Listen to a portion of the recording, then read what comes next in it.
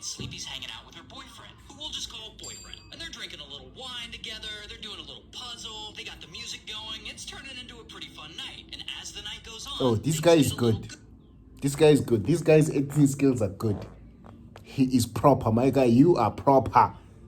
Oh. And they decide they're going to play a little game of drunken hide and seek. And they play a little bit, and then they think it'll be funny to have boyfriend hide in the suitcase. So he gets the suitcase out. I think I've heard this before. I think I've seen a documentary about this before. And then the guy goes into the bag, and then after a while, he suffocates and dies. And then the guy, I think they were both drunk. The guy started, I don't know, man. Let's just listen. Why am I even explaining? Because the guy is doing it.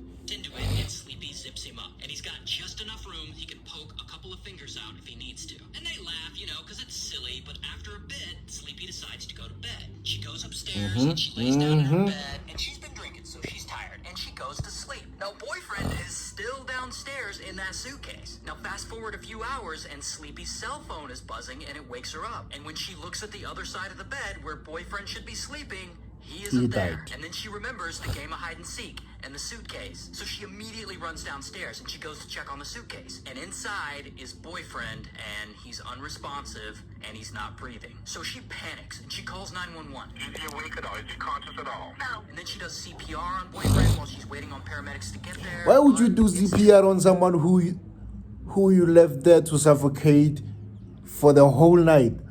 Why would you do that? Why? Why would you do a CPR for someone who left there to suffocate? Where do you get that?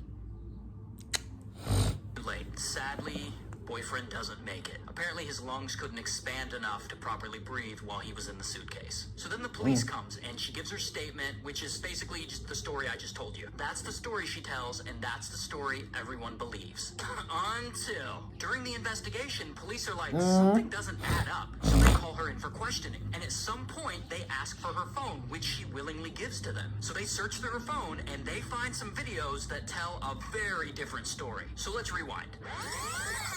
So Sleepy and boyfriend are drinking a little wine and they're doing a puzzle together. The night goes on and they decide to play drunken hide and seek. And they think it'll be funny for boyfriend to get in the suitcase. So he gets in the suitcase, she zips him up, and they have a laugh. Then, after a period of time, he asks her to let him out. And Sleepy's like, no. And he asks several more times. And she just laughs at him, says no. You. So he's calling her name, pleading for her to let him out. Still, she says no. So he tells her he can't breathe. And she replies, that's what I feel like when you're cheating on me. Then, allegedly, she just leaves him in there for over... Women are dangerous. Some women are dangerous. Let me not say that. But fuck it, it's whatever, man. She is dangerous. 12 hours while she goes to bed. And prosecutors